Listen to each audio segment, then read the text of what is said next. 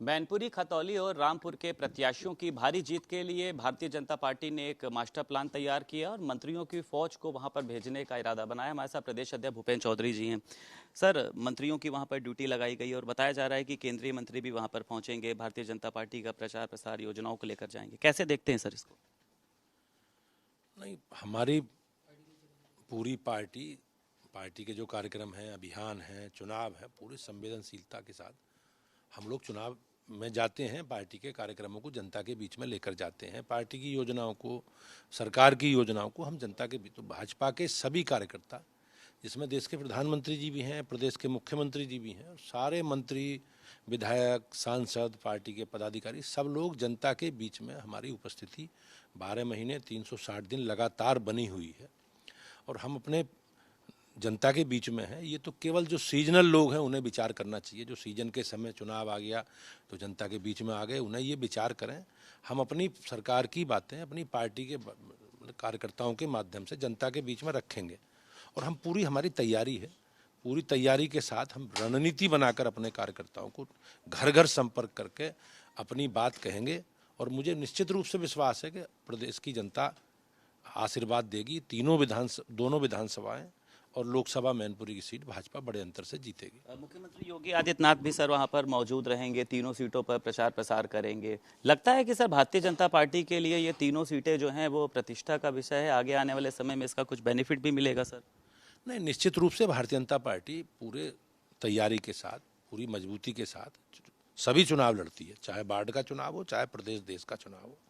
और मुख्यमंत्री जी चूँकि पार्टी के हमारे मुख्य नेता हैं, तो उनकी भी उपस्थिति सभी चुनावों की तरह इस चुनाव में भी होगी। वो अपनी सार्वजनिक कार्यक्रमों में अपनी सरकार के रिपोर्ट कार्ड के साथ जनता के बीच में निवेदन आग्रह करने जाएंगे। शिवपाल यादव, सर कहा जा रहा है कि अखिलेश यादव आज शिवपाल से मुलाकात कर सकते हैं क्योंकि उन्होंने उसको स्टार प्रचारक भी बनाया है।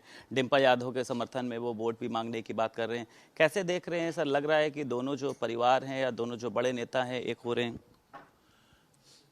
ये तो हमारी पार्टी की ताकत है और जनता के प्रति हमारा विश्वास है कि पिछले चुनावों में बाई इलेक्शन जितने भी हुए, इतने चुनाव हुए कि उसमें चाचा जी कहीं नहीं थे।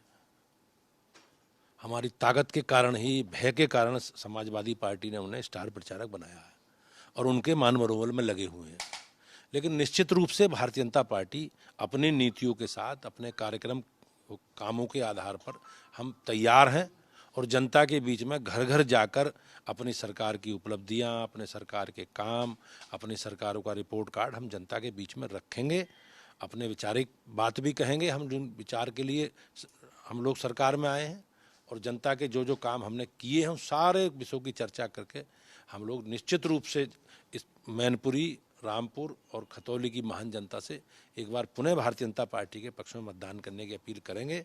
और मुझे विश्वास है कि हमारा काम, हमारे संपर्क, सक्रियता और जनता के प्रति लोगों का विश्वास, हम लोगों का विश्वास, हमारे नेतृत्व के प्रति, मोदी जी के प्रति लोगों का विश्वास है और मुझे विश्वास है कि हम लोग बड़े अंतर से तीनों चुनाव जीतेंगे। सर, एक आखिरी सवाल है। केशव प्रसाद जी ने ये कहा था कि अखिलेश यादव अब इस बार कैंपेनिंग के लिए इसलिए उतरे हैं क्योंकि उन्होंने अपनी पत्नी को उतारा है। अगर उनके कार्यकर्ता उतरे होते तो वो वहां पर जाते भी नहीं है। इसको कैसे देखते हैं सर? निश्चित रूप से आपने देखा होगा अखिलेश यादव किसी भी बाई इलेक्शन में गए नहीं।